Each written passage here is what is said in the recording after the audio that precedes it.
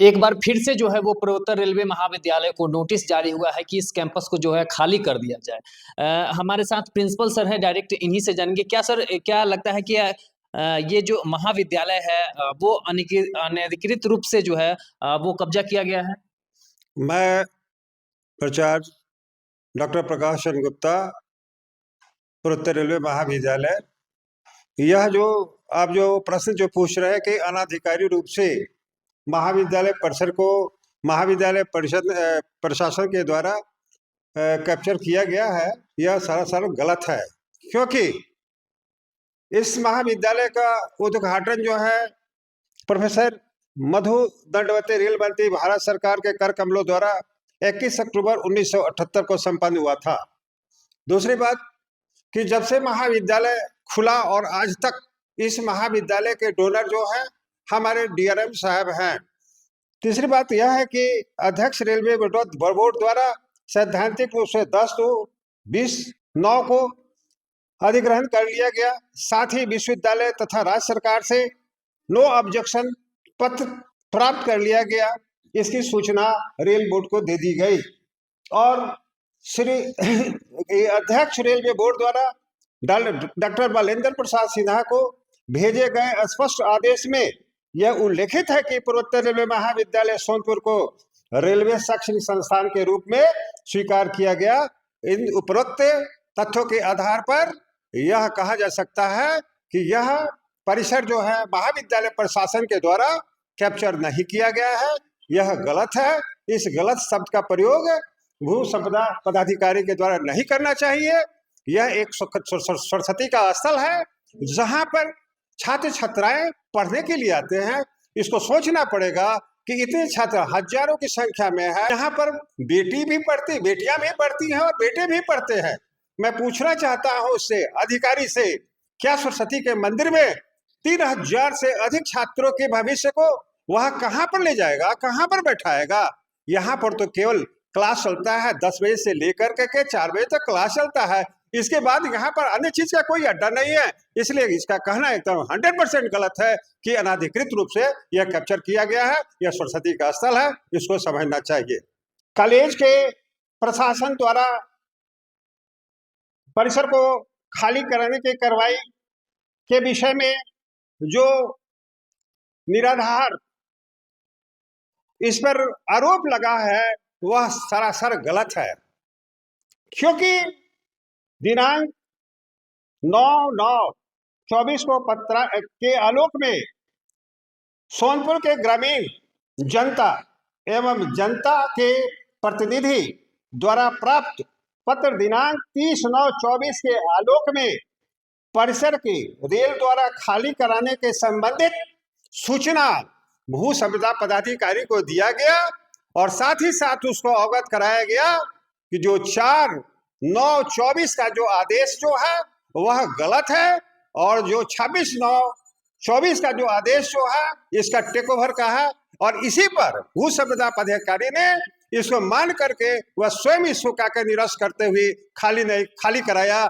यह दोष देना कि यह परिसर का बने या माने महाविद्यालय परिवार के प्रशासन का वो आरोपित करता है, यह 100% गलत है। उसके स्वयं उसने निरसित किया और इसको अपने शिथिल करते हुए किस पर किस तरह का कार्रवाई नहीं किया। वर्तमान में महाविद्यालय खाली परिसर कराने से संबंधित जो मेरी कार्य नीति है, मैंने पत्र के द्वारा माननीय डीआरएम साहब, माननीय एसडीओ साहब, माननीय डीआरएम साहब अन्य सक्षम अधिकारियों के द्वारा पत्र लिखा और उस पत्र में यही क्या लिखा गया है जो आपके समक्ष मैं देता हूं।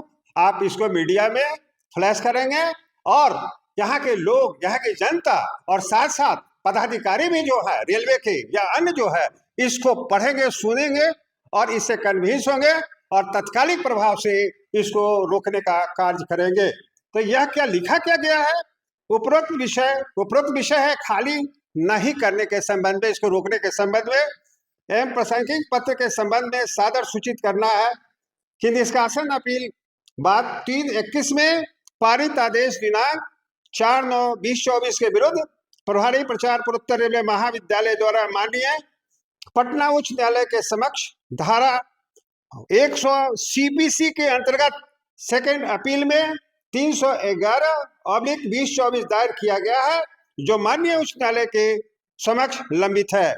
ज्ञातव्य हो कि प्रासंगिक पत्र दिनांक 2/12/2024 जो भू संपदा पदाधिकारी मंडल कार्यालय सोनपुर द्वारा निर्गत है और जिलाधिकारी सारण को संबोधित है के माध्यम से सक्षम दंडाधिकारी एवं पर्याप्त संख्या में पुलिस बल एवं महिला बल की तैनाती करने के संबंध में है। वे के संबंध में कहना है कि उक्त पत्र सर्वथा प्रेषित के क्षेत्राधिकार एवं प्राधिकार के परे है और माननीय जिला न्यायालय छपरा के द्वारा पारित आदेश के अनुपालन हेतु ऑर्डर 21/CPC के अंतर्गत एक्सक्यूशन केस द्वारा दायर किया जाना ही नियमानुकूल प्रक्रिया है एवं एक्सक्यूशन केस द्वारा होने की स्थिति में यदि माननीय न्यायालय छपरा द्वारा कोई आदेश पारित होता है तो तभी आदेश दिनांक 4/9/2024 के अनुपालनार्थ जिला प्रशासन द्वारा कोई कार्रवाई की जा सकती है और इसको कहा गया है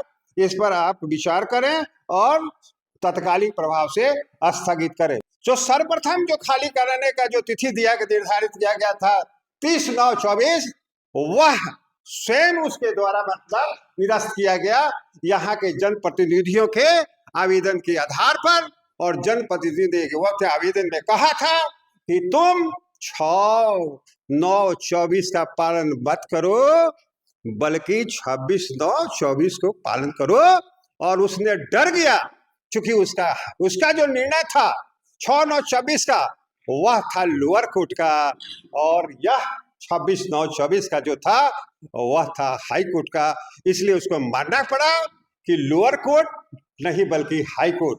लोअर कोर्ट कहा था उस समय कि इसको खाली करो और हाई कोर्ट ने क्या कहा था 26/9 को इसको टेक ओवर करो और इसी के प्रक्रिया के तहत पूर्व प्रचार बालेंद्र प्रसाद सिन्हा को रेलवे बोर्ड अध्यक्ष के द्वारा मौखिक ओरल बातचीत करने के लिए 11/11/2024 को बुलाया गया और उसने अपने पत्र में लिखा और स्वीकार किया कि रेलवे परिषद जो अभी जो है पूर्वोत्तर रेलवे महाविद्यालय का वह रेलवे मानती है,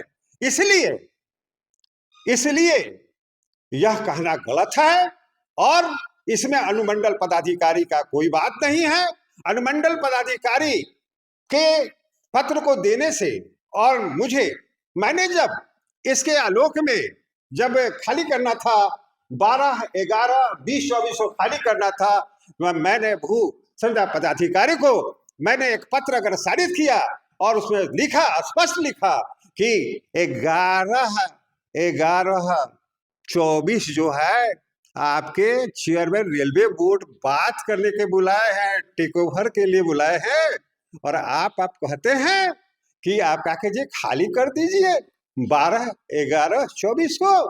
पहले 11/11/24 को रेलवे बोर्ड के अध्यक्ष से बात होने दीजिए और तब उसके बाद आप 12/11/24 को मुझे खाली करने के लिए कहिए। यह तो भू संपदा पदाधिकारी ने किसी तरह का एक्शन नहीं लिया, यह उसकी मानसा खराब है, यह राजनीतिक हो सकती है, ज्यादातर तो है राजनीतिक है। सरस्वती के मंदिर को कोई तोड़ेगा और रेलवे बोर्ड के अध्यक्ष के समक्ष जो बालेंद्र प्रसाद पूर्व प्रचार के साथ मेरे यहाँ से जो शिक्षक गए थे, एक रिटायर्ड शिक्षक डॉक्टर रविंद्र प्रसाद सिंह और इस महाविद्यालय के वरिष्ठ शिक्षक हमारे जो है डॉक्टर भूषण प्रसाद सिंह अध्यक्ष अंग्रेजी विभाग, उनके समक्ष ये बात हुई और वहां के अधिकारियों ने फटकार लगाया। वहां पर एडीआरएम साहब थे, वहां पर यहाँ के लॉ अफसर थे, अनकम्पिटेंट अधिकारी थे और उसमें एक महिला थी, ऑफिसर थी जिनका नाम है गरिमा सिंह। मैं तो वहां पर उपस्थित नहीं हुआ लेकिन उनके द्वारा जो कहा गया प्रचार को अवगत कराया गया, बात यही है और कहा गया उस पर खाली कराने के लिए तुम मत सोचो, वह एक संस्था है। इसलिए हमको एक मैसेज देना चाहते हैं, मैं इस रेलवे के भू संपदा अधिकारी को या अन्य राजनीति से जुड़े हुए लोगों को, यह सरस्वती की मंदिर जो है वह सरस्वती की मंदिर रहेगी, इस क्षेत्र की यह गरिमा है, इसको कोई नहीं हटा सकता है, क्योंकि इसका खोलने वाला रेलवे है, इसमें नियुक्त करने वाला कर्मचारियों को रेलवे है, इसका एफिलिएशन लेने वाला रेलवे है, जमीन एफिलिएशन के दौरान अपना जमीन देने वाला डोनर आज शुरू से लेकर आज तक जो है वह रेलवे का डीआरएम है। इसलिए मैं घोर निंदा करता हूं इस पदाधिकारी का, जिसने हमको लेटर भेजा है और इसमें कहा है कि अनाधिकृत रूप से महाविद्यालय के द्वारा यह परिसर कब्जा किया गया। इस तरह का भूल नहीं करे। इस तरह का सरस्वती के मंदिर में स्थित किसी मतलब पद पर ऑफिसर के बैठे हुए को न मतलब की करे और अन्य पदाधिकारी को दंडित करने के लिए गलत सख्त वाक्य करके लेटर में अवगत न कराए। बस मैं इतना का चाहता हूं कि हम सारी अपने क्षेत्र के जनता, जनप्रतिनिधि, विद्यार्थी के साथ साथ जो अभिभावक हैं, अन्य लोगों से, जनप्रतिनिधि के साथ यहाँ के एमएलए, यहाँ के एमपी, यहाँ के एमएलसी, सभी लोगों ने इसकी घोर निंदा की है और उन्होंने कहा है कि यह कभी भी संभव नहीं है। 19 तारीख को कभी भी परिसर खाली नहीं होगा। आप अपना पत्र दें। मैंने अपना पत्र दे दिया, डीआरएम साहब को भी आज दिया, डीएम साहब को भी दिया, डीपीओ साहब को भी दिया, मैं एसडीओ साहब को दिया। और आज का जो पत्र जो है, इसका जो है जो तथ्य है जो आपके समक्ष पढ़ा गया है, यह कभी हो ही नहीं सकता है। यह जो लेटर जो दिया जा रहा है लॉलेस है। कानून के वो अवहेलना करते हुए महाविद्यालय के बच्चों को, महाविद्यालय के परिवार के अभिभावकों को और इसमें बच्चे कार्यरत कर्मचारियों के गरिमा को गिराने के लिए हनन किया जा रहा है। इस तरह का प्रयोग न करे। मैं अंत में अपने सारी जनता से, जनप्रतिनिधियों से, एमएलए से, एमपी से, एमएलसी से निवेदन करूंगा कि 19 तारीख को आप भारी से भारी संख्या में आकर के इसका प्रतिकार करें और इसको अवगत कराएं कि यह जो सरस्वती की मंदिर है न कि किसी तरह का व्यवसायिक क्षेत्र है। धन्यवाद। चलिए, बहुत बहुत धन्यवाद।